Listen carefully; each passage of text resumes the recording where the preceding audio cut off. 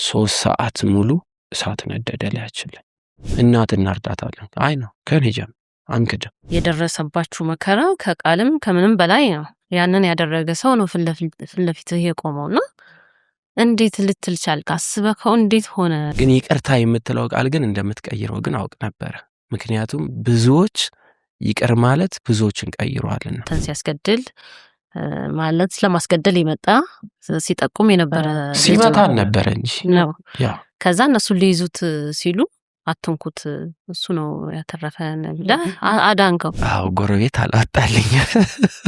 ማህበራዊ ህይወቱም ደግሞ እንደምታውቂው ጫት መቃም ነው ምናምን ነገር የተለያዩ ነገሮች ያሉበት ነውና እነዚህን ካፊሮች አውጡ ምናምን ማለት ተጀመረ። ቃሌላ ታሪክ ሙሉ ግቢው ተሰበረ ማለት ነው። እናንተ ቤት ብቻ ሳይሆን በሙሉ አካባቢው ማለት ነው። እንደ ሀገር አራ ላይ ወጡ ቤንዝል መርከፍከፍ ጀመረ። ይሸትሻል። በሩ ላይ ተርከፈከፈ። እንዳይከፈት በሩ ከውጭ ተቆለፈብን። እንግዲህ የሚያድናችሁ ያድናችሁ አሁን አሉ። የሃይማኖትም ጉዳይ ነበረበት ማለት ነው። አዎ አረ እዛ ወዲያው በቃ በድምጽ እኮ ታውቂያለሽ። ያው አላሁ አክበር ማይላል። ከዛ ወዲያው ውጡ ካፊሮች ማለት ተጀመረ። ጉዳዩ ከአጫሉ ጋር ያገናኙት እንጂ አይደለም። ኢየሱስ ክርስቶስን ካድ ማህተብን በጥስ ከዛ ወዲያ በእኛ እምነት እመኑ ነጻ ትወጣላችሁ። እንደዚህ ያሎቹ ቃል ምክር የኛ ሃይማኖት ተከታይ አይደለም። በእናንተ ውስጥ ግን ኢየሱስን አውቀነዋል፣ ክርስቶስን አወቅነው። ስለዚህ እዛው ቅርታህን ሲያይ እዛው ማልቀስ ጀመረ። እዛው ልቡ ተነካ። የዜና ግባት የምትሆኙ ሌላ ምንም የምታስተምሪበት ነገር አይመለስ አይመጣ ነገር እየገደሏችሁ ይቅርታ ያላችሁ እናንተ እኮ ከተማችን ውስጥ ትልቅ ስም አላችሁ። እንደው እንደ አንድ ወጣት ኢትዮጵያን እንዴት ታያታለህ? እስትንፋስ፣ ህይወት፣ እናት፣ መለየት ማንፈልጋት ማረፊያ መጠለያ።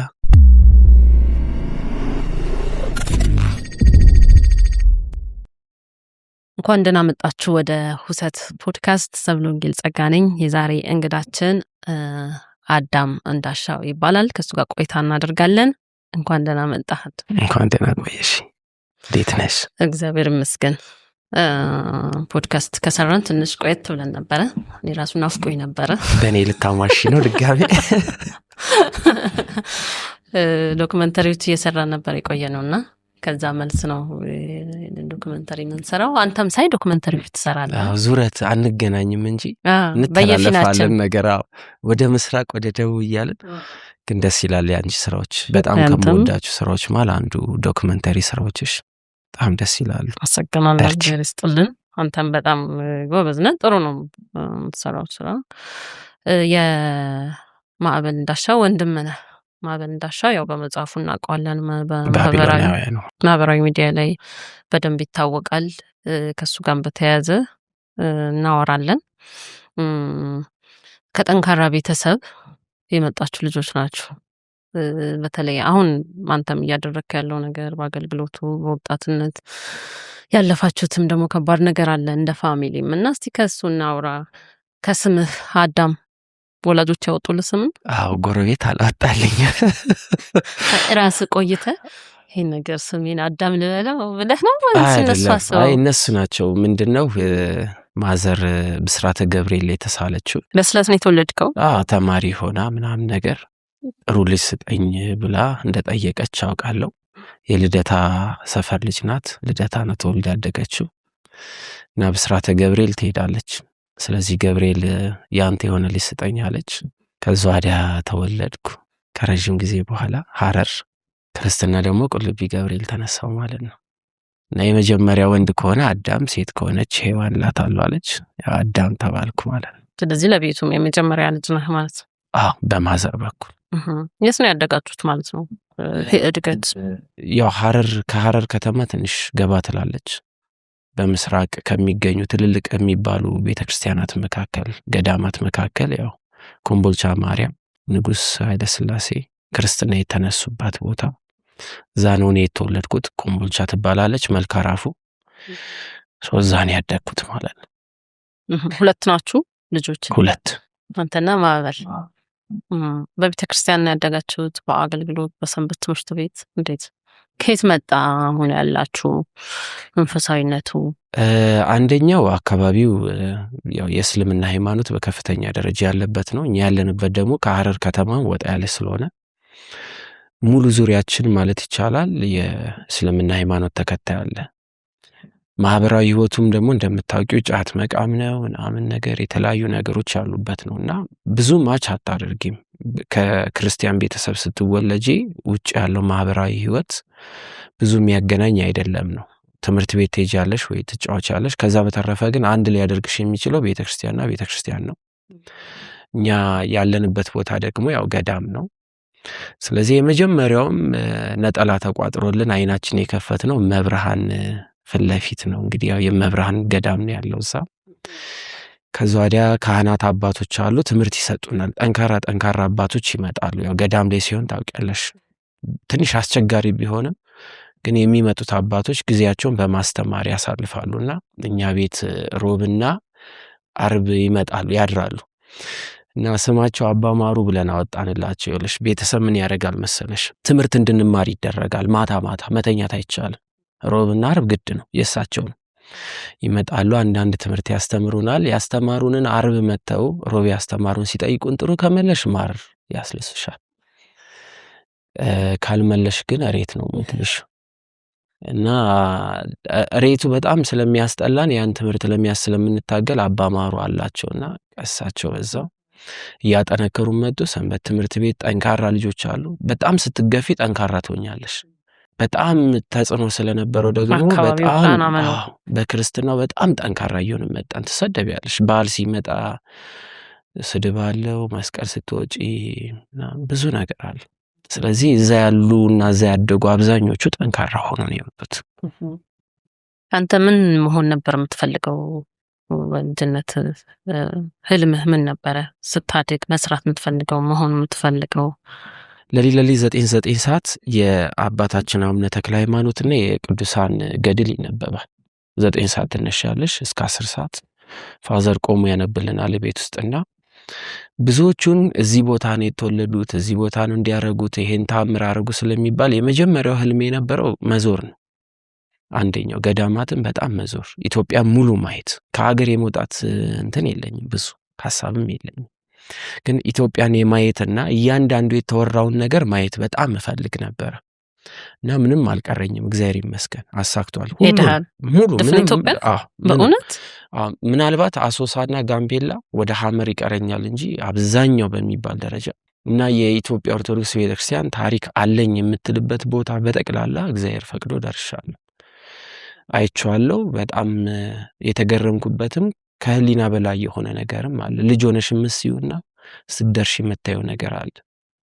አንደኛው እሱ ነው ማለት ነው። ስለዚህ እነዚህ ነገሮች ያበረቱን ነበረ። ሁለተኛው የስነ ጽሁፍ መጽሐፍ ትረካ ማንበብ፣ ሐመር መጽሔት በጣም ይወጣ ነበር። እዛ ላይ የሚጻፉትን የያዝን ሰንበት ትምህርት ቤት ኪነ ጥበብ ክፍል ላይ ምናምን ሰራ ስለነበረ የፊልም ሰው መሆን እሱም እግዚአብሔር ይመስገን ተሳክቷል። ቤታችሁ አሁን ወንድምህም ሲናገር ከሰማሁት ሰፊ ግቢ ደስ የሚል የሚያምር እንደነበረ ስትኖሩበት የነበረው ከቤተሰብ ጋር እስቲ እሱን ንገረኝ። የአካባቢ መስተጋብሩ፣ ማህበረሰቡ፣ አኗኗራችሁ ምን ነበር የሚመስለው? 2 ቦታ አለ። አንደኛው የፋዘር በነገራችን ላይ ለ50 ምናምን ዓመት የካሜራ ሙያተኛ ነው። ስለዚህ አጠቃላይ ሐረር ዙሪያ ያሉትን ተራሮች በጠቅላላ ዞሯል ማለት ይቻላል ካሜራ ይዞ። ራሳችን ህትመት ቤት አለ። ስለዚህ የካሜራ ሙያው ከልጅነት ጀምሮ የመጣ ነው። እንደዚህ አይነት ስራ የሚሰራበት አንድ ቦታ አለ። ተቃራኒ ደግሞ 2000 ካሬ ሜትር ላይ ብዙ ቤቶች ያረፉበት ትልቅ ሆቴል በጣም ግዙፍ የሆነ አለ። የራሳችሁ ነው? አዎ፣ ሁለቱም ቦታዎች የኛ ማለት ነው። 2000 ካሬ ላይ ያረፈ እንግዲህ አስቢ፣ 2000 ትልቅ ነው። በኢንቨስትመንት ደረጃ የተያዘ ትልቅ ሆቴል፣ ትልቅ አዳራሽ ያለው በጣም ግዙፍ ማለት ነው። እዛ ውስጥ ነው ያደገን። ስለዚህ በጣም ጥሩ የሚባል በኑሮ ደረጃ ያው በደንብ እና ደግሞ ያው የአብርሃም ታሪክ ስላለ ሁሌ ግንቦት 21 ሲመጣ፣ ሰኔ 21 ሲመጣ ከተለያየ ከሐረማያ ዩኒቨርሲቲ ምናምን ሰዎች ይመጣሉ። ግቢያችን በቃ ከፍት ነው፣ ዳቦ ይበላል፣ ይዘመርበታል ምናምን። በአመት 2 ምናምን እንግዳ የሚገባበት ደስ የሚል ድባቡ። እዛች አጥሩ ስትሆኚ በቃ ከአካባቢው ወጣ ብለሽ የሆነ ቦታ ያለሽ እስከሚመስል ድረስ እንደዛ ሚካኤል ሁሌ ይዘከራል። በየወሩ አይቋረጥም። ቄጤማ ተጎዝጉዞ ሙሉ ግቢ ዳቦ ተቋርሶ እንደዛ ነገር። ስለዚህ ህይወት በጣም በመልካም ሁኔታ እየቀጠለ ነበረ ማለት ነው። በደንብ። ከዛም ምን ተፈጠረ? አንተ ሴቱ ጋር ነበርክ። እንዴት ነበርክ ያኔ? ምን አጋጠማችሁ? ሰኔ 23 ነው። ግን ከዛ በፊት እኔ ግንቦት ላይ ደብረ ሊባኖስ ገዳም ነበርኩ። ኮሮና መጣ። እኔ የኮምፒውተር ሳይንስ ተማሪ ነኝ። ብሬክ ስናደርግ ጽሁፍ ለመጻፍ ገዳም ሄድኩ። በጣም ከገዳማውያን አባቶች ጋር በጣም ጥሩ ግንኙነት አለን እና እነሱ ጋር ነው ማርፈው። ሲሄድ ብዙ ታሪኮች እንጽፋለን። በተለይ የታላቁ አባት ቅዱስ ገብረ ክርስቶስን ታሪክ እየሰራው ነበረ ወደ ሙቪ ለማምጣትና ኦልሞስት እሱን ፋይናላይዝ እየሰራው ነበረ ገዳም ውስጥ። ግንቦት 12 ይነግሳል ታውቂያለሽ። ግን ቀድሜ እንደወጣ ተነገረኝ ከገዳሙና ሀብትዬ ያሉ አባት እምነት ሰጡኝ። እስቲ ወደ ቤት ሂድ ነገር ተባልኩ ማለት ነው። ለምን ሂዳይ መሄድ አለብህ ተባልኩኝ። የተሰጠኝን እምነት ደግሞ ቢያንስ ቤተ ግቢ ውስጥ እርጨው በረከት ነው እና ሂድ ምናምን ተባልኩ። በጣም ነው የተናደድኩት። በዓል ደርሶ ሂድ እንዴት እባላለሁ? ግን ሂድ ተባልኩ። በቃ መታዘዝ አለብሽ ትወጫለሽ። ቶሎም አልሄድኩም ወደ ሐረር። እኔ አዳማ ነበር የምኖረው። መሀል ላይ ፋዘር ታሰረ። ኖርማል በቃ የሆነ ነገር አርጋሃል ተብሎ መታሰቡን ሰማ። ያለ ፍላጎቴ ያለ ፍቃድ ተነስቼ ወጣው ማለት ነው። ሲሄድ እርሱ ተለቀቀ። የዛኑ ቀን ማታ ተለቀቀ። ሰኔ ውስጥ ነው ያለነው። ሰኔ 21 ላይ የሆነ ደስ የማይ ስሜት ይሰማኝ ጀመረና ዝም ብሎ እንደዚህ ከዛ ወዲያ ማውራት ጀመርኩ። የሆነ ነገር ቢፈጠር ግን እንዴት ነው የምንሆነው? ከዚህ ከተማ እንዴት ነው የሚወጣው? እንዴት እንወጣለን? ምናምን እያልኩኝ ከልጆች ጋር ማውራት ጀመርን። ሰኔ 22 ማታ ላይ እንደምታውቂው የሃጫሉ ሁንዴሳ ሞት ተሰማ። ከዛ ወዲያ ጠዋት 1 ሰዓት ላይ ግቢያችን ተከበበ። ጠዋት 1 ሰዓት ማለት ነው። ሙሉ ግቢው ተከበበ። ገጀራ መውረድ ጀመረ። ከዛ ወዲያ ይጮሃል። በጣም ከፍተኛ ድምፅ አለ። ቤንዚል መምጣት ጀመረ በመኪና እና ሙሉ ግቢው ላይ ድንጋይ መወርወር ተጀመረ ማለት ነው። እና ሰኔ 23 ማዕበል ልደቱ ነበረ የሚከበርበት ቀን ነበር። እና በቃ የሆነ ጥሩ ጊዜ እናሳልፋለን ብለን ያሰብንበት ሰዓት ነው። በስራ ጉዳይም ኦልሞስት አውቀው ነበረ። እሱንም ጸጋዬ ደንዳናን ጨምሮ እና ሃጫሉንም የማወቅ እድል ነበረኝና ኦልሞስት እኛ እንኳን ደንግጠን ነበር። የተፈጠረው ነገር ሰው ተገደለ እስቲ ትነግጫለሽ እና ግን እንደ ገዳይ ተጀመረ። በኋላ ላይ እነዚህን ካፊሮች አውጡ ምናምን ማለት ተጀመረ። በቃ ሌላ ታሪክ። ሙሉ ግቢው ተሰበረ ማለት ነው። እንደዚህ አይነት ነገር አለ።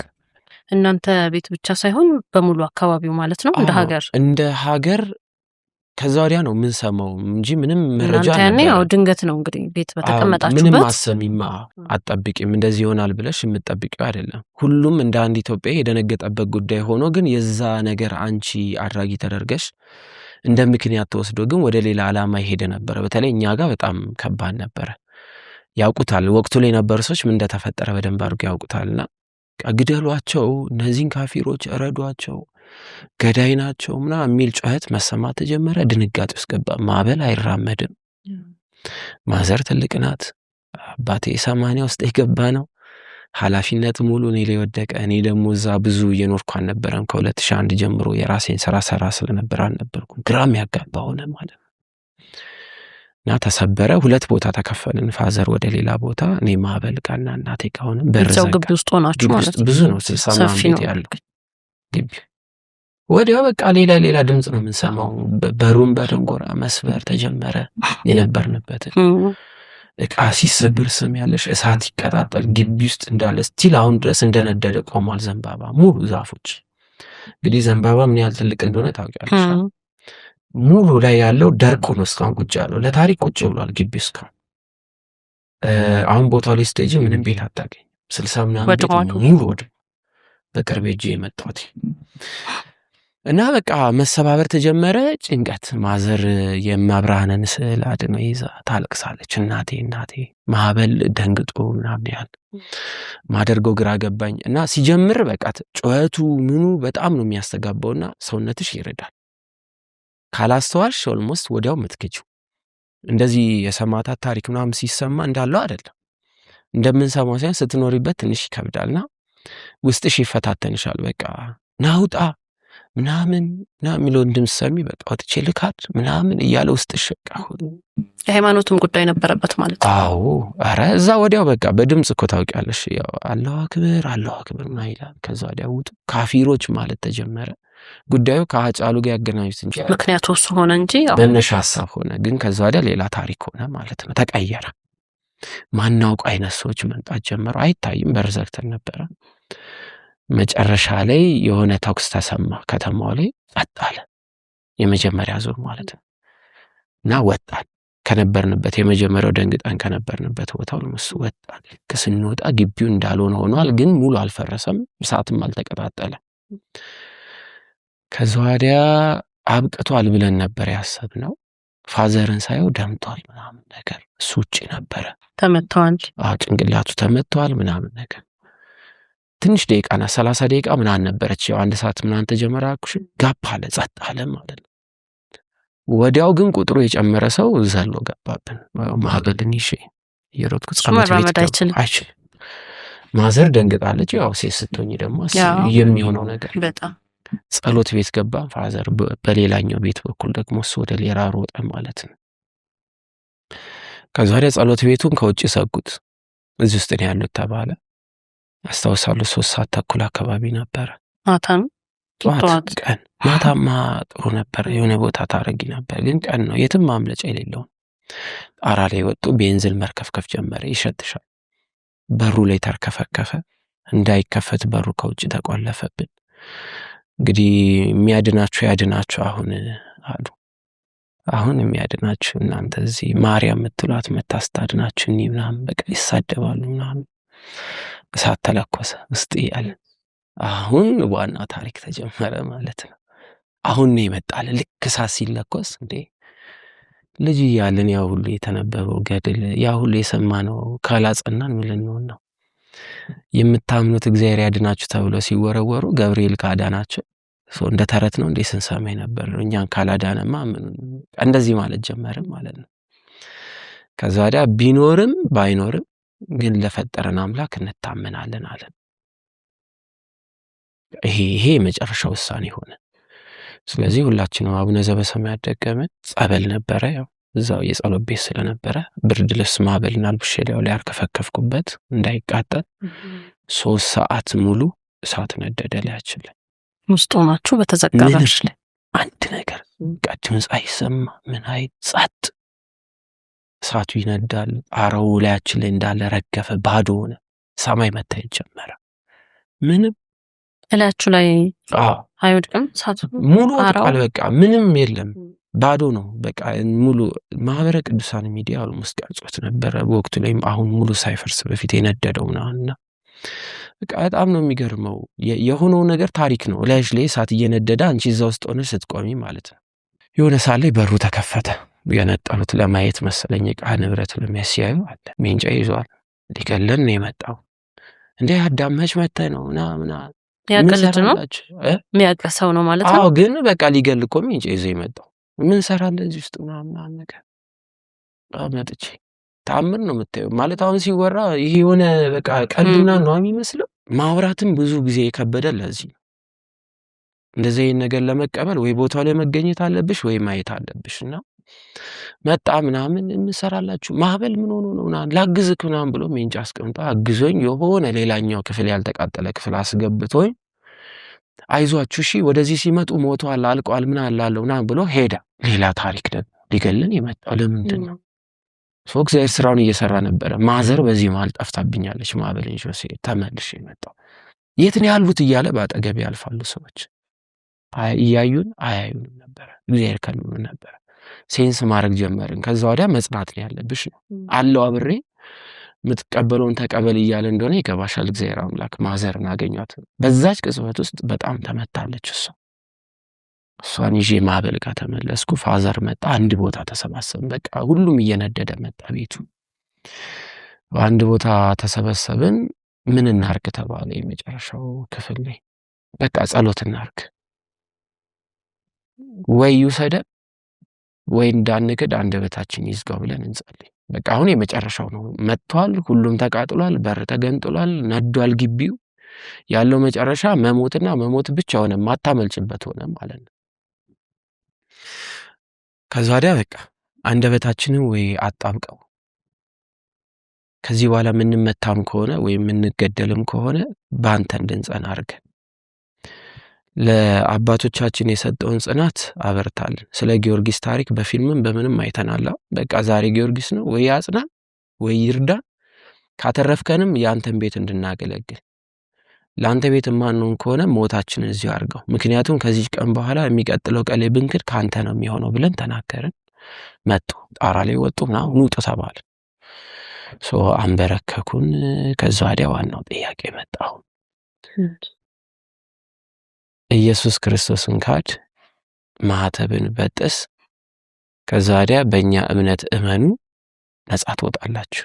እንደዚህ ያሎቹ ቃል ምክር አባ አንተን ያለ ሁሉ ዳነ። በስመ አብ ወወልድ ወመንፈስ ቅዱስ አሃዱ አምላክ። ለኢትዮጵያ ኦርቶዶክስ ተዋሕዶ አገልጋዮች ምዕመናንና ምዕመናት እንዲሁም የእምነቱ ተከታዮች በሙሉ በአዲስ አበባ ሀገረ ስብከት በኮልፌ ቀራኔዮ ክፍለ ከተማ ወይራ ሰፈር ገነተ ሰማይ ቅድስት አርሴማና መንበረ ብርሃን አቡነ እጨጌ ዮሐንስ አብያተ ክርስቲያናት የጻድቁ አባታችን የአቡነ እጨጌ ዮሐንስን በዓለ ዕረፍት ሐምሌ 29 ቀን በደማቅ ሁኔታ ታከብራለች። ስለዚህ በዚሁ በዓል ላይ ተገኝታችሁ የበረከቱ ተሳታፊ እንድትሆኑ ጥሪያችን እናስተላልፋለን። የመንፈስ ቅዱስ ልጆቻችን ሆይ በቦታው ላይ የሚሰራውን ድንቅ ሥራ ለጻድቁ አባታችን ለአቡነ እጨጌ ዮሐንስ የተሰጣቸውን ድንቅ ሥራ ታዩ ዘንድ ኑ። ሕሙማን የተለያየ በሽታ ያለባቸው ይድናሉ። የእምነት ተከታዮች ያልሆኑት ሁሉ መጥተው ተጠምቀው እምነቱን ተቀብተው ገድሉን አዝለው በልዩ ሁኔታ ይድናሉና በዚህ ቦታ ላይ መጥታችሁ እንድትድኑ በረከት እንድትወስዱ በድጋሜ ለመንፈስ ቅዱስ ልጆቻችን በሙሉ ጥሪያችን እናስተላልፋለን። እግዚአብሔር ሁላችን በቸርነቱ ያድርሰን። አሜን። ዳንን ባንተ ፈውስ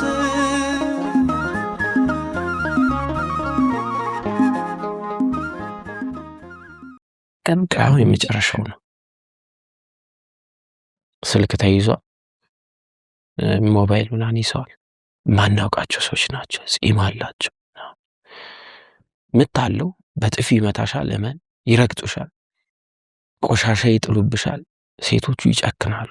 ከወንዶቹ ሴቶች ጨካኝ ናቸው። ሴቶቹ ነበሩበት። ጌታ የእነሱ ይብሳል። በቃ መራቅ ይተፋሉ፣ ይሰድቡሻል፣ ምናምን ቆሻሻ ምትተውላችን ይደፉ ነበረ፣ ይረግጡን ነበር። ማዘርን ይረግጧት ነበር። ማበልን እኔን ፋዘር ወድቋል፣ እጁ ተሰባብሯል፣ ማዘር ተሰብራለች። ምረጡ፣ አንድ በአንድ መሞት ትጀምራላችሁ ተባለ። ገጀራ ፊት ለፊታችን መሳል ጀመረ ምናምን። ወይ አንግድ ግደሉ። ሰው ከማን ይጀመር? ከኔ ጀምር። አይ ከአባት ከነው ከኔ እናት እናርዳታለን። አይ ነው ከኔ ጀምር፣ አንክድም። በዚህ መሃል ጥይት ተተኮሰ። ስንት ሰዓት መሰለሽ? 7 ሰዓት ምናምን ሆኗል። ያ ሁሉ ሰዓት አስቢ፣ ያልደወልንበት ስልካችን ከመወሰዱ በፊት ደወልን። ማንም የለም፣ የመጣ ሰው የለም፣ የደረሰ የለም። ይጠራል ማንም። እየደወልን ሁሉ መሰናበት ጀመርን። ጓደኞቼ ምናምን በቃ እንደዚህ ተፈጥሯል ወቁ ምናምን እያልናቸው እየነገርናቸው ነበር። በዛ ውስጥ ያለቅሳሉ፣ ይጮሃሉ። አዳማ ምናምን የነበሩ ሰንበት ትምህርት ቤት ቅዱስ ገብርኤል ነው የማገለግል የነበረው። ሰሙ፣ አይዞ አዳም ይላሉ። ማንም አጠገባችን የነበሩ ሰዎች፣ የምናውቃቸው ፖሊሶች፣ ያው ትልቅ ሆቴል ስለሆነ ብዙ ሰው ታውቂያለሽ፣ አስተዳደር ደወለ። ማንም የመጨረሻው ደውል ለእግዚአብሔር ነው። በቃ ስልክ እየጠራ አይመልሱልሽ። ስለዚህ ወደ እግዚአብሔር ትደውያለሽ። አሁን አድን ወይ ፍረድ፣ ወይ ደግሞ አጽናን፣ ወይ ደግሞ ውሰደን። ጥይት ተተኮሰ፣ ተበተነ። መሀል ላይ ማዕበልና ማዘርን ይዘዋት ወጡ። ሌሎች ሰዎች እናተርፋታለን ብለው ፋዘርና እኔ እዛው ተቀመጡ ተባለ። እናንተ ትፈለጋላችሁ፣ እንደውም ወንጀል ሰርታችኋል፣ እዚህ ግቢ ውስጥ ሰው ገላችኋል ምናምን የሚል ነገር መጣና ረግጠው ምናምን አስቀመጡ። ሁለቱን ይዘው ወጡ። ለካ ለይተውን ነው። ማዕበልን በሰንሰለት እየተጎተተ ነው ውጭ። በዱላ ይመቱታል። እንደ ማዘርን ስብርብሯን አውጥቷታል ውጭ። እዚህ ደግሞ ፋዘርን በጥፊ ይመቱታል። እኔን ይመቱኛል ምናምን። እንደዛም ሆኖ ግን ጥሩ የሆኑ ሙስሊሞችን እግዚአብሔር አስነሳቸውና እነ ማዕበልን ከመገደል አተረፏቸው። አትንኩ የሚሉ ላያቸው ላይ ተኝተው እነሱ ይመቱላቸው ጀመረ። እግዚአብሔር ስራውን ይሰራ አይደለም። እኛ እንደዛ ነው የሰማነው፣ አልነበርንም። እኛ በቃ ሌላ ትግል ውስጥ ነን ያለ ነው። ለይተው ነው እነ ማዕበልን የሆነ መኪና ውስጥ አስገብታቸው ግቢ ውስጥ በመኪና ገቡልኝ። በጣም በቃ የመጨረሻ ስቴፕ ሲባል ተገባን፣ ውጡ ተባልን። መኪና ላይ ሆስፒታል ሄድን። ሆስፒታል ግቢ ድረስ ተመጣ። ተከተሏቸው። በቃ እናንተ እንደዚህ ከምትሆኑ ለምን ማዕተባት በጥሱም አለችን። እኛ ጋር ትማሪ ነበረች ማለት በትምህርት አብረን የነበርን ግን የእስልምና ሃይማኖት ተከታይ ሆነች፣ የሕክምና ባለሙያ። በቃ ለዛሬ በጥሱና ለነገ ታደርጉታላችሁ። በቃ ይብር እንትን በሩ ከምትሞቱ አይሻልም ከንጽህናዋ ነው ያለችው። ከበጠስንማ ምኑን ታዲያ ሁሉ ታሪክ እዚህ ድረስ አደረሰ? አይሆንም። እሺ በቃ ሸፍኑት፣ አምነን አልበሉ፣ በቃ ክደን አልበሉና በአፋችሁ ነው እናንተ ባለ። ኧረ እዚህ ድረስ ተደርሰው አይሆንም። እንግዲህ እዛ ግቢ ውስጥ እዚህ ቤት ውስጥ ግቡ፣ ከውስጥ ዝጉ፣ እንግዲህ እግዚአብሔር ያተርፋችኋለች። ሆስፒታል ውስጥ ተገባ። እኛ ጠረጴዛ ምናምን በር ላይ ያደረግን፣ ይንኳኳል፣ ይጮሃል፣ ሊገነጠል ተሞከረ ምናምን። 9 ሰዓት አካባቢ ሆነ። ታገልን የመጨረሻ ድረስ ደከመን። ሌሎቹ ድክም ምን ያለን። ፋይናል መከላከያ ምናምን መጣ ከተማ ውስጥ ምስራቅ እስገባ። ያኔ ለአንዴና ለመጨረሻ ጊዜ መኪና ውስጥ ገብተን ወደ አስተዳደር ግቢ ስንሄድ ከተማው የለም እንዳለ 250 አባወራ ቤት የተቃጠለው እንደ ከተማ። ስንሄድ ሰው አልሞተም፣ እግዚአብሔር ይመስገን። እኛ የነበርንበት አንድ ሰው አልሞተም። የመብርሃን ከለላ ጠብቆናል። ሌላ ቦታ ስንሰማ ግን በዛው ቀን በዛው በተመሳሳይ በጣም ብዙ ሰው ሞተ። በጣም ልጁ የሞተበት፣ አባቱ የሞተበት፣ ሚስቱ እርጉዝ ሆና የሞተባት ሰምተሻል ብዬ አስባለሁ። ብዙ ነበረ። ገባን፣ ሕክምና የለም ምን የለም። ብቻ 1 ወር የሞላ ትግል ታገልን። መጨረሻ ላይ ማህበረ ቅዱሳን መጥቶ ያስወጣን ከዛ ሀገር እና ብዙ ያልነገርኩሽ አለ። ግን በነዛ ውስጥ ሁሉ ግን መዝሙረ ዳዊት አቤቱ በጠላቶቼ ፊት ጠበቃውን ከለኝ ከለልከኝ እያልን እንደዛ ነገር አሳለፍን። ይህን ይመስላል። አንተ ከህግ አካላት ጋር ወደ ቤታችሁ ተመልሰ ስትሄድ በነጋታው እዛ በር ላይ ያገኘኸው ልጅ እናንተን ሲያስገድል ማለት ለማስገደል ይመጣ ሲጠቁም የነበረ ሲመታን ነበረ እንጂ ነው። ከዛ እነሱ ሊይዙት ሲሉ አትንኩት፣ እሱ ነው ያተረፈን አዳንከው። ግቢ ውስጥ ዕቃ እየተለቀመ ነበረ። በነጋታው ራስ ስቲል እሳት አልቆ ለማየት ስትሄዱ እና ከመከላከያዎች ጋር ሄድ ነው። ፖሊሶች ነበሩና ሜንጫ በእጃቸው ይዟል። እነዛኞቹ ግቢ ውስጥ ያሉት ሜንጫ ምናምን ይዟል። እዛ ግቢ ውስጥ የነበሩት ገባን። ስንገባ ደነገጡ ማለት ነው። ከየሁሉም ክፍል የነደደ ዕቃ ውስጥ ወርቅ ብር ይፈለጋል። የደረሰባችሁ መከራ ከቃልም ከምንም በላይ ነው። ያንን ያደረገ ሰው ነው ፊት ለፊትህ የቆመውና እንዴት ልትል ቻልክ? አስበከው እንዴት ሆነ ማለት በሰው አቅም በጣም የተማርኩበት ነው። አደረግነው አልልም እኔ እግዚአብሔር አደረገው ልበል ወይ እግዚአብሔር ምክንያት ነበረው። ስለነ እስጢፋኖስ ስንማር እየተወገረ ይቅር አለ ተባልና እነ ሰማዕቱ ቅዱስ ጊዮርጊስን ስናይ ይቅርታን የጠየቁት። እኛ ደግሞ የክርስቶስ ልጆች ተብለን ያ ሁሉ መከራ የመጣው ሌላ እኮ ምንም ስላደረግን አይደለም። ስለዚህ የክርስቶስ ልጅ ነሽ ተብለሽ ከሆነ የተመታሽው ክርስቶስን መምሰል አለብሽ። ተሰቅሎም ይቅር ይል ነበር፣ እየተወገሩም ይቅር ይሉ ነበር። ስለዚህ ያቺ ሰዓት ምንም ወደኋላ መልሰ የምናርመው አይደለም። ምናልባት ወደፊት ማስቀጠል የምንችለው ግን ይቅርታ ካለ ነው። ስለዚህ እኔ በዛን ሰዓት የታየኝ በቃ እኔ የክርስቶስ ልጅ ነኝ። ታሰረ፣ ተመታ፣ ተቀጠቀጠ ለእኔ የሚያመጣው ትርጉም የለው። ግን ይቅርታ የምትለው ቃል ግን እንደምትቀይረው ግን አውቅ ነበረ። ምክንያቱም ብዙዎች ይቅር ማለት ብዙዎችን ቀይሯልና። ያቺ ሰዓት ያቺ ናት የታየችን። ኧረ ወንድሜን ያተረፈው እኔን የተንከባከበው ሲመቱኝ የሸፈነን እንደውም በዚህ በያዘው ሜንጫ ነበረ ሲከላከልልን የነበረው እና እንደውም ግቢ እየጠበቀ ሊሆን ይችላል አትንኩት ምናምን አልኳቸው። እዛው ቆሜ ልጁ ሲያለቅስ አየዋለሁ። አሁን በቅርብ ሄጄ ነበረ ከተማው ላይ ብዙ ሰው ምን እንደሚል ታውቂያለሽ? እየገደሏችሁ ይቅርታ ያላችሁ እናንተ እኮ ከተማችን ውስጥ ትልቅ ስም አላችሁ። የኛ ሃይማኖት ተከታይ አይደሉም። በእናንተ ውስጥ ግን ኢየሱስን አውቀነዋል፣ ክርስቶስን አወቅነው የሚሉ ሰዎች ብዙ ነበሩ። አሁን በቅርብ ይቻል እና እንደ ከተማው በቃ እነሱ እኮ ተደብድበው ይቅር የሚሉ ሰዎች ናቸው። ለምን ያ ሁሉ ሆነባቸው ነው ምንለው እስካሁን ድረስ። እና እንደዛ ነው የተፈጠረው። ስለዚህ እዛው ቅርታህን ሲያይ እዛው ማልቀስ ጀመረ። እዛው ልቡ ተነ ወላ መጣ። ካምፕ ውስጥ ሁሉ መጥቶ ይጠብቀን ነበር። ይቅርታ አድርጉልኝ ጋሼ ምናምን ፋዘርን ምን ላምጣላችሁ ነበር። ምግብ ይዞ ለመምጣት ይጥር ነበር። እሱ ብቻ አይደለም፣ በጣም ብዙ ሰዎች እንደ ከተማው ብዙ ሰው ባላደረግ ነው የሚሉ በጣም ብዙ ሰዎች የመጡት። ፖሊስ ጣቢያም እንደዛው ክሰሱ ሲባል ማንን ትከሸለሽ? ያው እንትና እንደዚህ አድርጎ እንደውም በጣም ያስገድዱ ነበር እንድንከስ።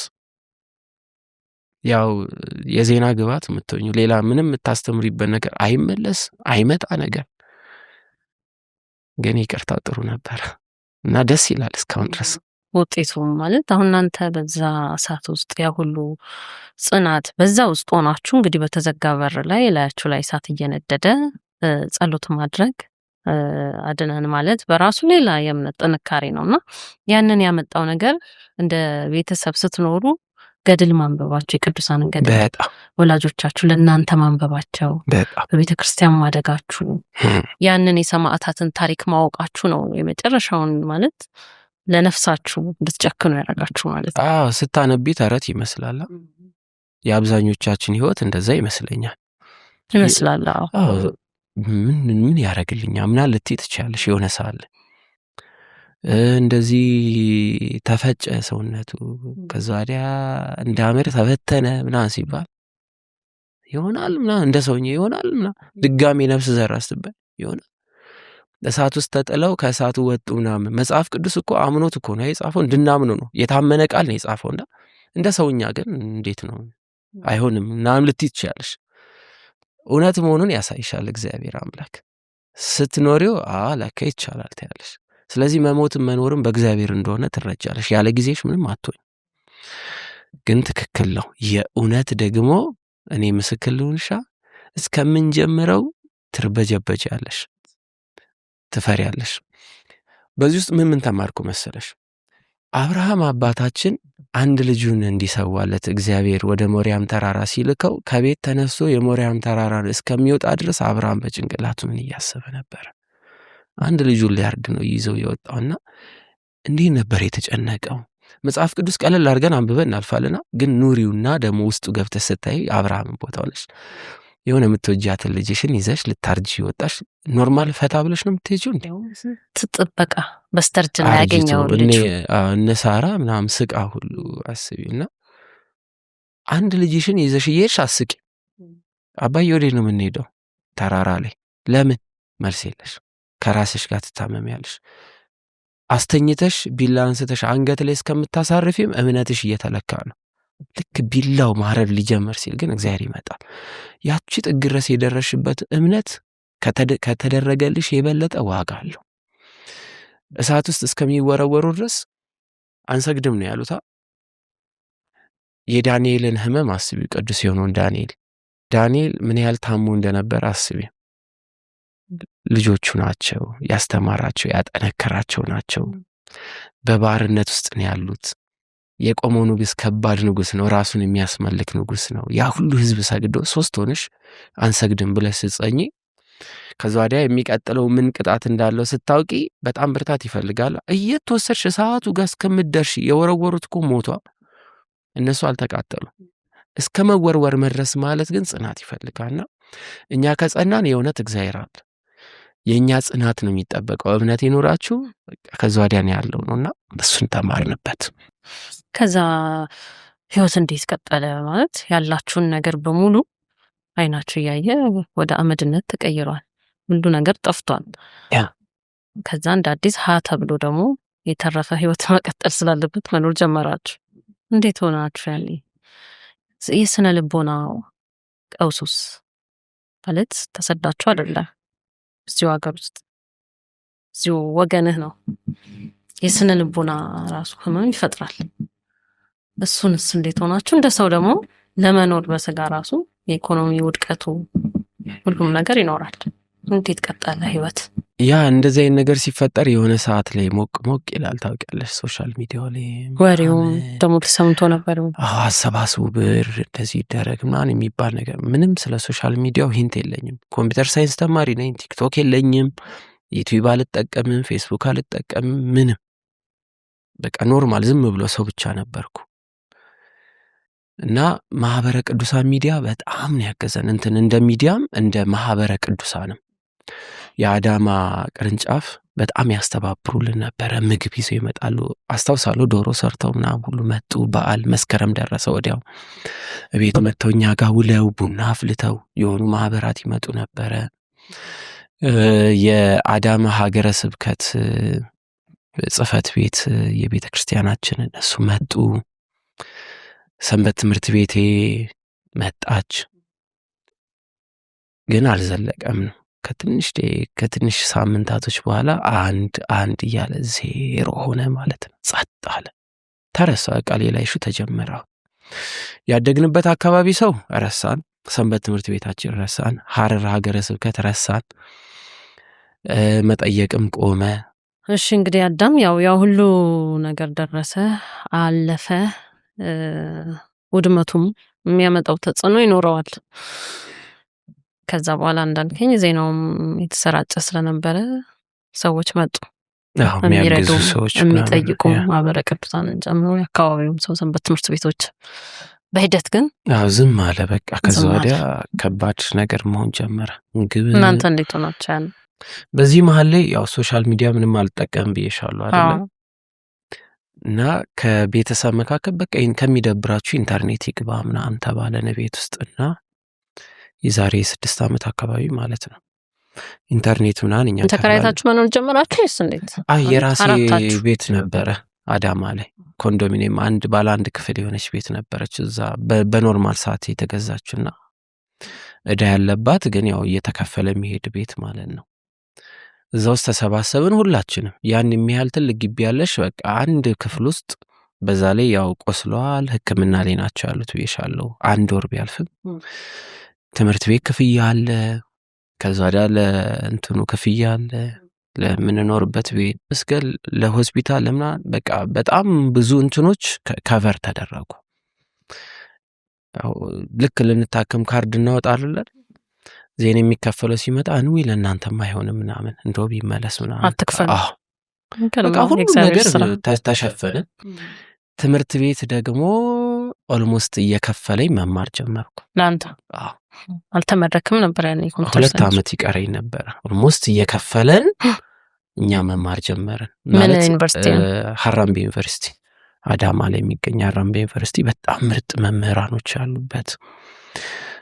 የሀራምቤ ዩኒቨርሲቲ መስራች የሆኑት በቃ ምርጥ ናቸው። አገኙን። ቴክኖሎጂ ላይ ነበር የምንሰራው እና በጣም ትልቅ በቃ 2 የቴክኖሎጂ ስራዎች ሰርተን ምናምን አሸንፈን ከዛ ወዲያ የገባ ነው እና ለ7 ልጆች ኦልሞስት እየተከፈለን እንድንማር ሆነ። ደሞዝተኛ ሆነ ማለት ነው። እንማራለን። ትርፍ ሰዓት ላይ ገባ ብለን ስራ ሰርተን እንወጣለን። በቃ እንደዚህ አይነት ነገሮች መምጣት ጀመሩ። ሶሻል ሚዲያው ላይ አክቲቭ መሆን ጀመርኩኝ። ያኔ ኢንተርኔት ቤት ገባ።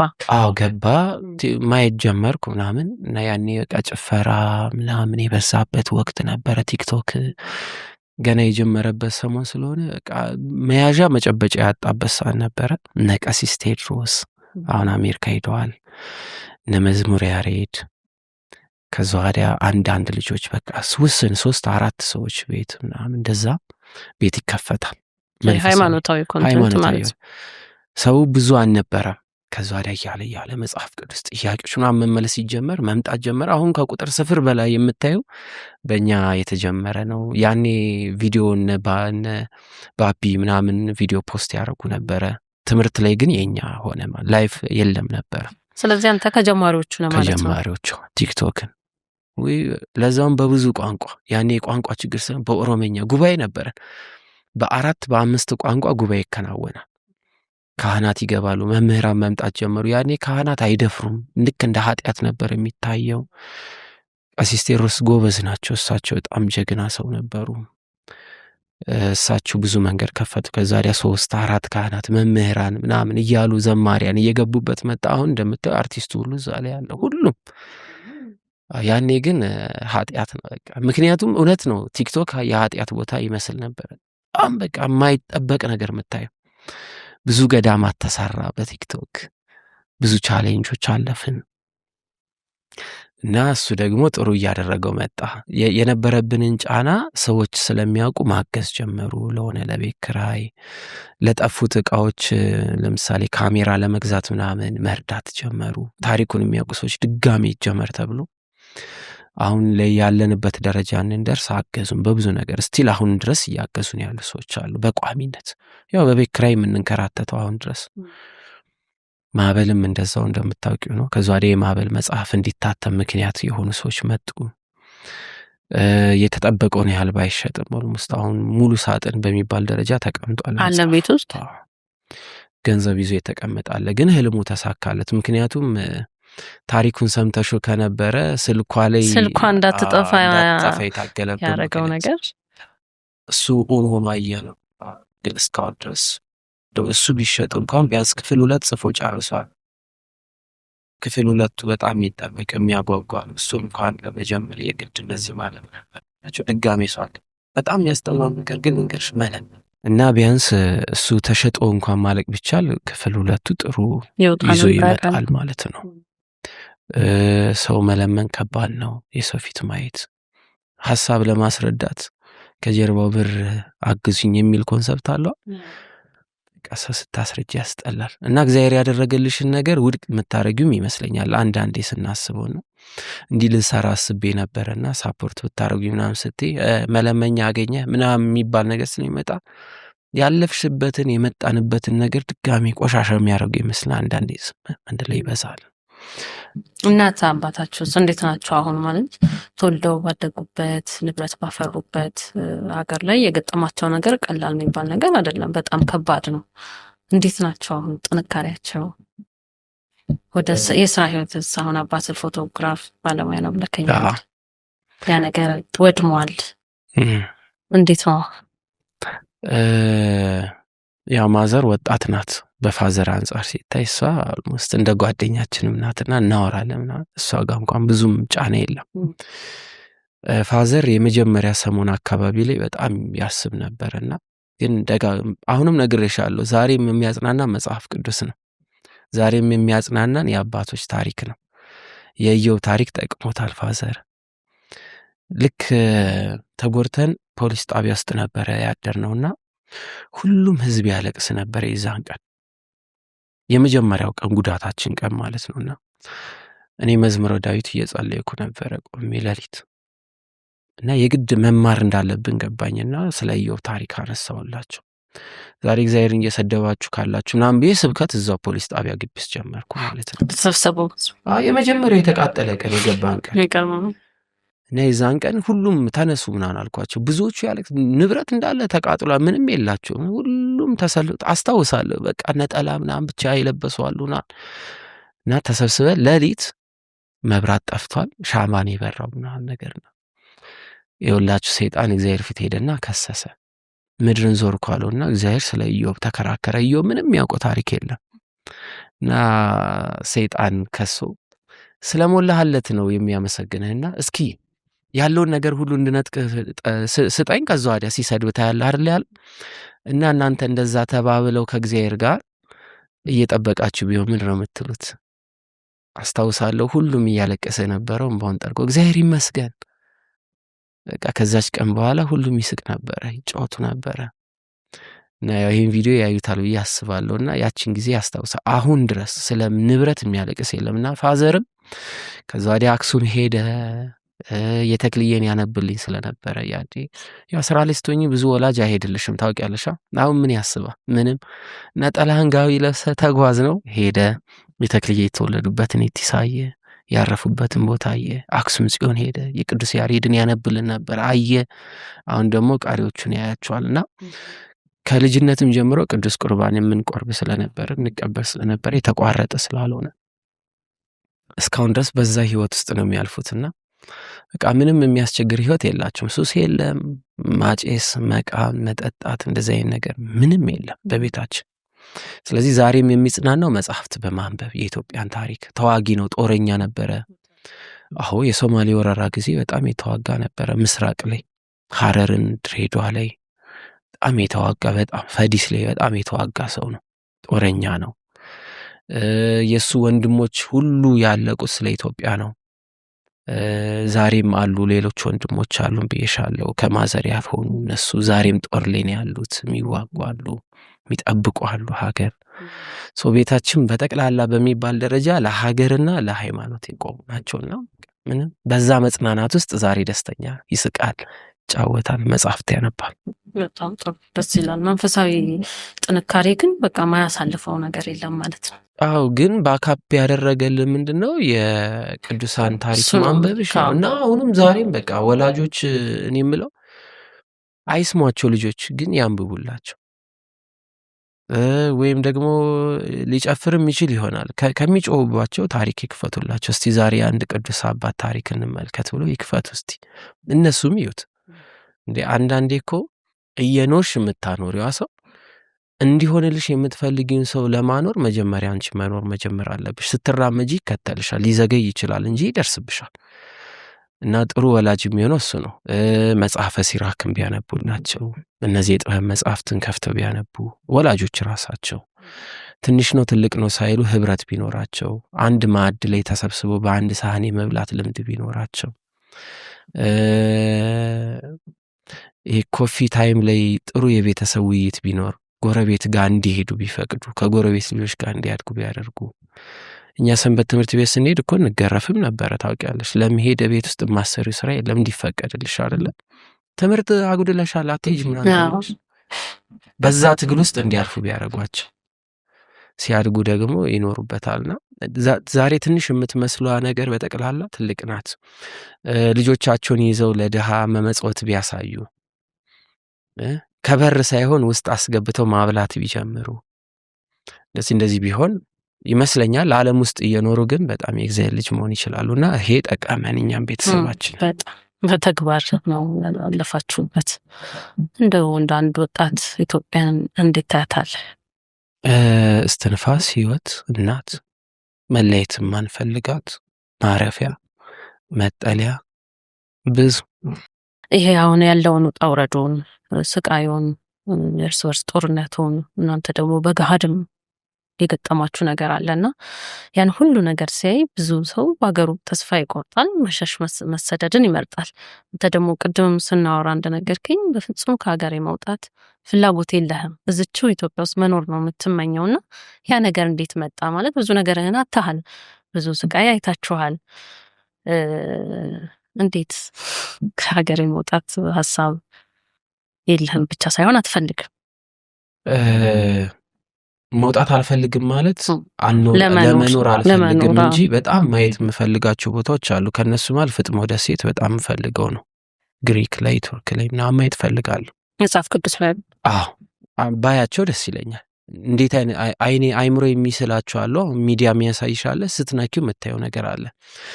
እናትሽ ብትደበድብሽ፣ ብትሰድብሽ፣ እንጀራ ብትከለክልሽ፣ ወይም ደግሞ ሰው ፊት ብታዋርድሽ ትሙት ብለሽ ትተሻት ትሄጃለሽ እንዴ? ሀገራችን ለኛ እናት ናት ነው። ውጪ ቢመችሽም ቢደላሽም ሁሉም ሰው ልብ ውስጥ እናት የምትባል ሀገር አለችው። የትኛውም ሰው እርግጠኛ ነኝ ይሄ የኢትዮጵያን ስሜት ብቻ አይደለም፣ ሁሉም ለሀገሩ እንደዛ ስሜት አለው። ኢትዮጵያ ደግሞ የተለየች ናት። ቢርብሽ ጎረቤት ትበያለሽ፣ ቢቸግርሽ ቤተክርስቲያን በር ላይ ቁጭ ብለሽ መብላት ትችያለሽ፣ የቅዱሳንን ስም ጠርተሽ። ጭንቀት የሌለባት እግዚአብሔር እያኖረን ያለበት ሀገር ነው። ይሄን ስታስተውይ የእግዚአብሔር ቅዱስ ቃል ያለባት ናት። ብዙ ሰው እኮ እየሰራ አይደለም፣ በሰራውም ልክ እየተከፈለው አይደለም፣ ግን እየኖረ ነው። ይሄን ስታስተውይ አሪፍ ነው።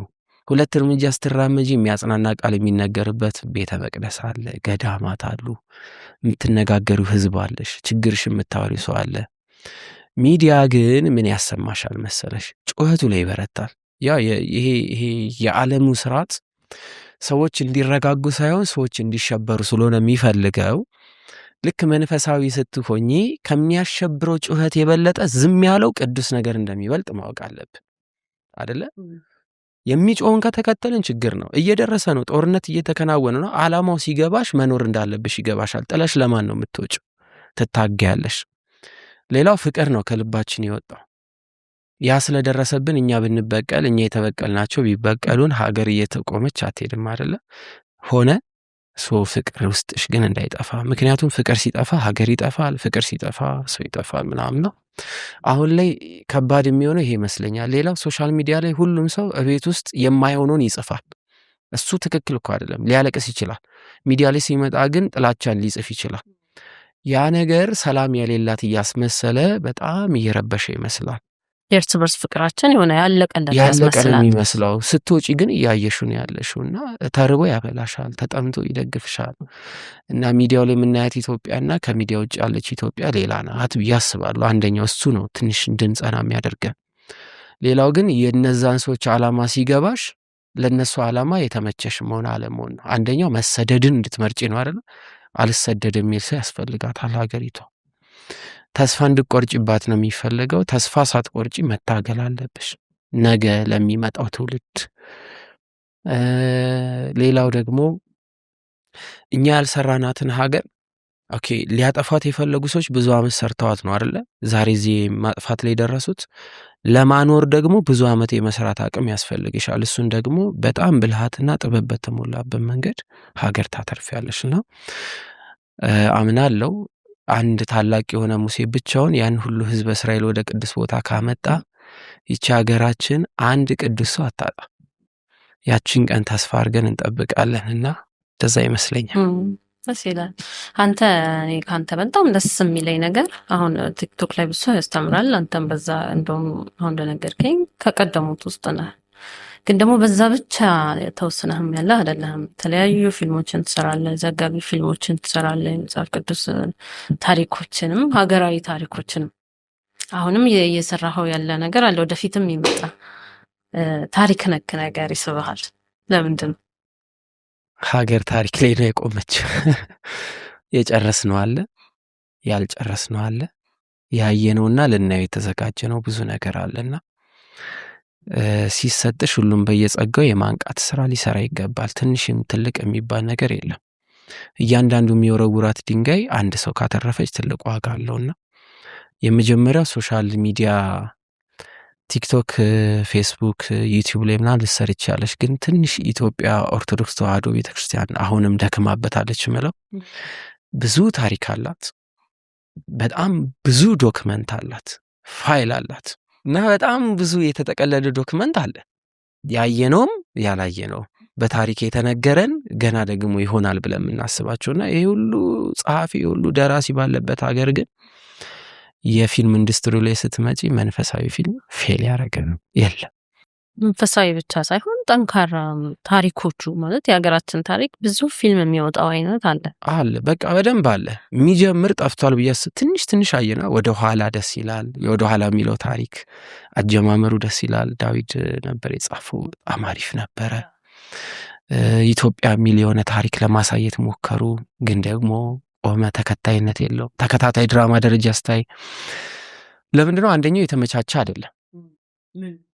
የኢንዱስትሪው እይታ ሀገር የሚለው ነገር ላይ አላውቅም ለምን እንደሆነ ሀገራዊ የሆኑ ተመልካች እኮ እንደውም መርጦሚያው እነሱ ተመልካች አሉ። ነጥሮ የወጡ ፊልሞች እኮ እነማን ናቸው ስትል ሀገራዊ ናቸው። ኦዲየንስ አለው፣ ተመልካች አለው።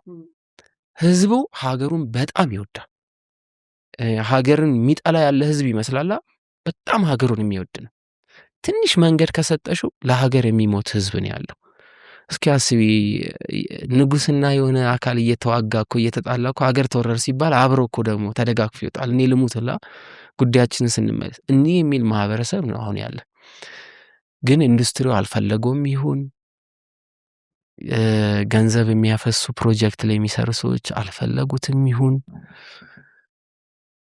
ወይ ቤተክርስቲያናችን ኦፕን ሆና ያላትን ነገሮች መስጠት አልፈለገችም ይሁን፣ ጥያቄ ምልክቱ ከባድ ነው። እንግዲህ ለመሞከር እያሰብን ነው እንዳሳየውሽ። ከተሳካ እናየዋለን። ይሳካል ከእግዚአብሔር ጋር። አንዳንዴ እዚህ ሆነ የምትሰማቸው ታሪኮች ወይም በመጽሐፍ የምታነባቸው ነገሮች አሉ።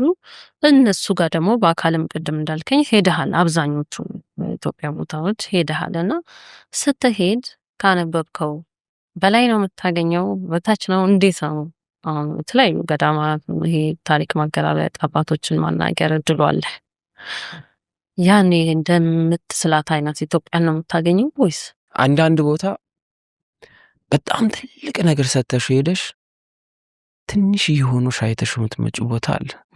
ከነሱ መካከል ቅዱስ ላሊበላ በጣም ትልቅ ቦታ ሰጥቼው ሄጄ ነገር ግን ቤተክርስቲያናችን ለምንድን ነው በዚህ ልክ ይሄን ቦታ ቀልል አድርጋ ያዘችው ብዬ ያየሁት አያያዙን ነው የምትለኝ? አዎ ምክንያቱም በጣም ነው የምትጠብቂው። ቅዱስ ላሊበላ ሲባል የምትጠብቂው ነገር አለ። ለመጀመሪያ ጊዜ ስረግጥ በቃ በደንብ መስራት ነበረብን ብዬ አስባለሁ። በጣም የማስተዋወቅ ደረጃው በከፍተኛ ደረጃ ከተማን የተዳከመ ነው፣ ማህበረሰቡ የተዳከመ ነው።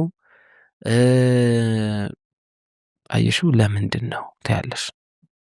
ምክንያቱም እንደዚህ አይነት ታሪክ በዚህ ልክ ሆኖ ስታዩ ለግሬስ ለሚያስፈራ ነው ቦታው ራሱ እንደ ከተማው የሚያስፈራ መሰራት አለበት። አንዳንድ ቦታ ደግሞ እንትን ገዳማት ላይ እያስጎበኙ ያሉ ወይም ደግሞ ፊት ለፊት የሚቀመጡ አባቶች ሙሉ ታሪኩን አይነግሩሽም። ስጠይቃቸው ቅልል አድርገው የሚያወራሉ። አንዳንዴ ደግሞ እንደዚህ የሚባል ነገር የለም ብለው የተጻፈ ያነበብሹ መጽሐፍ ላይ ያለውን ታሪክ ያለ መቀበል። ለምንድን ነው እዛ ጋር የተመደቡት? እንዲደብቁት ተነግሮ ከሆነ ለምን ተጻፈ? ተጽፎ ከሆነስ ለምንድን ነው ያልተነገረው? ምናምን ብለሽ ጥያቄ ምልክት ፈጥሮብሽ ይሄዳል። እንደዛ አይነት ነገሮች አለው። ሌላው የልመና ሂደቶች ገዳማ ትልልቅ ታሪካዊ ቦታ ላይ ያሉ ቦታዎች በታሪክ ደረጃም በስመጪ ትልቅ ነገር የተሰራበት ቦታ ግን ደግሞ ኢሜጁን ዝቅ አድርገው የሚያሳዩ ነገሮች አካባቢው ላይ በጣም ይታያልና በቃ እነዚህ ነገር ቢስተካከሉ አሪፍ ናቸው የምላቸው ነገሮች ናቸው። ግን ከታሪክ አንጻር ሄደ መታገኘው ነገር እንዴት ትልቅ ግን ሚስጥር አሁን በፈለግሽው ልክ እኮ አታገኙም። ታውቂያለሽ ደረስኩበት ስትል አሁንም ትንሽ ይርቃል። አገኘሁት ስትል አሁንም ሌላ ማታገኘው በጣም ጥልቅ ነገር ውስጥ ይዞክ ይገባል። ትሄጂና በቃ አንቺ እኮ አስበሽ ጨርሰሽ ይሄ ልሰራ ነው ምናምን ብለሽ ነው የምትሄጂው። ሌላ አዲስ የቤት ስራ ተሰጥቶሽ ነው የምትመጪው። ትመለሺና ድጋሜ ሄደሽ ባንዴ እኔ አሁን ላሊበላ 4-5 ሄጃለሁ። እስካሁን እንዳልሄድኩ ነው የምቆጥረው። ይምርሃነ ክርስቶስ ሄድኩ እንዳልሄድኩ ቆጥረዋለሁ። ጣና ለ7ኛ ምናምን ጊዜ ሄድኩት። አሁን ሄጄ እንደ አዲስ ያየኋቸው ነገሮች አሉ ያላየሁት። ሄጄ ግን አሁን ገና እያየሁት ያለሁት ናርጋን ስላሴ ላይ ያለውን ታሪክ አንብቤው ምናምን ሄጄ አውቃለሁ። ግን ደግሞ አሁን ለጻፍኩት ፊልም ስራ ሳይ እንደ አዲስ ለምንድን ነው ያላየሁት ብዬ ራሴን የወቀስኳቸው ታሪኮች አሉና ድጋሚ አሁን ሄጄ ማያቸው እንደ አዲስ ስትነኪያቸው ኖርማል መስሎሽ ያለፍሻቸው ሰዎች ለካ በታሪክ ውስጥ በጣም ተፈላጊ የምትያቸው ሰዎች ሆኖ ታገኛቸዋለሽ። ድጋሚ መሄድ አለብሽ ማለት ነው። ወይም ደግሞ ደክሞሽ ምናምን የሆነ ዛፍ ስር ሄደሽ ብቻ ተቀምጠሽ ዛፉ ከፀሐይ ከልሎሽ ብቻ ያለፍሽው ዛፍ እዛ ዛፉ ላይ ግን ሌላ ታሪክ ታገኛለሽ እና ድጋሚ ደግሞ እንደዚህ አይነት ታሪኮች አሏት ተነባታል። ስለዚህ በቀጣይ በምን እንጠብቅ ማለት ነው? ቀጣይ እንግዲህ ተከታታይ ፊልሞች ተጀምረዋል። ዶክመንተሪ ፊልም ተጀምረዋል። ያው ኦርቶኤል ዩቲዩብ የሚል አለ። እሱ ላይ ኦርቶኤል ሚል የዩቲዩብ ፔጅ አለው 136,000 አለው። እሱም ወደ 1 ሚሊዮን ማሳደግ ነው። ያው ሰብስክራይብ አድርጉ ተብሎ ሳይሆን ስራ አይተው ገብቶ ተመልክተውት ከፍተኛ ቢያደርጉት ደስ ይለኛል። ተደራሽነቱ፣ ተደማጭነቱ፣ ተጽዕኖ አሳዳሪነቱ ማደግ አለበት ብዬ አስባለሁ። ቲክቶክ ላይ ዘውትር ሁሉ ጊዜ ከምሽቱ 1 ሰዓት ጀምሮ ተከታታይ ኮርስ አለን። እግዚአብሔር ከፈቀደ የሚቀጥለው ዓመት የቅዱስ ሄኖክ መጽሐፍ ላይ መጽሐፈ ኩፋሌ ላይ እነዚህ መጽሐፍት ላይ ያተኮረ ተከታታይ ጥናት ይኖረናል። በአዲስ ኪዳን ዘንድሮ ስለምንጨርስ ማለት ነው። በጣም ጥሩ ነው ደግሞ እሱ ነው ማለት መጽሐፈ ሄኖክ፣ መጽሐፈ ኩፋሌ፣ አጠቃላይ ብሉይ፣ ቀለሜንጦስ እነዚህ በጣም ቀለሜንጦስ አሁን እነዚህ የኢትዮጵያ ኦርቶዶክስ ተዋሕዶ ቤተክርስቲያን ከዓለም በተለየ መልኩ በእጇ ያሉ ናቸው አካታ የያዘቻቸው መጽሐፍት እስከሆኑ ድረስ ልናነብባቸው ልንጠቀምባቸው አሁን ለሚጠይቁን ለዘመኑ ጥያቄዎች መልስ ልናገኝባቸው የሚገቡ መጽሐፍቶች ናቸው። ግን ስታየው ብዙ ቦታ ላይ እንደ ትምህርት ሲሰጡ አታይ። አሁን መጽሐፈ ሄኖክ፣ መጽሐፈ ቀሌምንጦስ፣ መጽሐፈ ኩፋሌ እኔ ብዙም አይገጥመኝ። አዎ ለምን እንደሆነ ባላ ታሪኮቹ የአዲስ ኪዳን እንደሆነ ወይ ሰይፈራቸው ግልጽ ነው። ብሉይ ኪዳን ከባድ ነው፣ በጣም እምነት ይጠይቃል። በጣም ጥልቅ የሆነ እውቀት ያለው ሰው ሊያስተምርሽ የሚገባ ክፍል ናቸውና እንግዲህ አባቶች የትርጓሜ መምህራን ምናምን ሁሉ ተሰብስበን እንቀጥላለን በጣም ጥሩ ነው ብለናል። እሱ ላይ መስራት ማሰብ። ስለዚህ መስከረም ላይ እሱን ትጀምራለህ ማለት ነው። ከመስከረም 1 ጀምሮ ይጀምራል ማለት ነው። ቲክቶክ ላይ እኔ ሰንድሮስ በሚለው 300 ምናምን ሺህ ማለት ነው። ያው ወደ እንግዲህ እግዚአብሔር ከፈቀደ እሱም ያድጋል ብለን እንጠብቃለን። እዚሁ ቲክቶክ ላይ አንድ ሰርፕራይዝ የምናደርጋቸው ስራ በቅርብ ይመጣል። እዚህ ከመጽሐፈ ኩፋሌ ላይ የተነሳ ትልቅ ሚስጥር የያዘ ጣና ዙሪያ ላይ የተደበቁ ታሪኮችን ጨምሮ የሚያሳይ ለ1 ወር ተከታታይ የሚመጣ በሳምንት 4 ጊዜ የሚለቀቅ መንፈሳዊ ፊልም ይዘን እንመጣለን። እነ ሊቃውንት መምህር ስምዐኮነ ሌሎችም መምህራኖች እንዲያዩት የተሰጠ ነው። እነሱ ሲፈቅዱልን ወደ ስራ ይመጣል ማለት ነው። እርግጠኛ ነኝ በብዙ ሚሊዮን ሰዎች የሚገረሙበት ይሆናል። በጣም ደስ ይላል።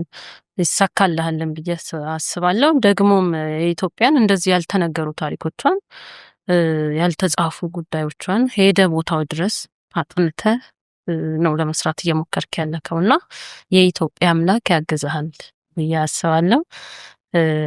ስለነበረን ቆይታ በጣም አመሰግናለሁ። በጣም ትልቅ ደረጃ ላይ እንደምትደርስ ይታየኛል ነገር ነው። በጣም ደስ ማለት በወንድምህ ውስጥም አይቻለሁ ያንተን ታሪክ። ወንድምህ ሲተርክ ስላንተ የሚያወራቸው ነገሮች እንደ ታላቅ ወንድምህ በጣም መልካም ወንድም ነህ፣ ለወላጆች መልካም ልጅ ነህ፣ ለቤተ ክርስቲያን በጣም ጥሩ ልጅ ነህ፣ ለሀገርህም እንደዛው። ከዚህ በላይ ይሳካልህ። እግዚአብሔር አምላክ ደግሞ ሀገራችን ሰላም አድርጎ በነጻነት ደግሞ የተንቀሳቀስን የሚሰራበትን ጊዜ ያምጣልን። በጣም እሱ ትልቁ ነገር። እንግዳኝ ስለነበርክ በጣም አመሰግናለሁ። እግዚአብሔር ያክብርልኝ። ሴሪስት ታንኪዩ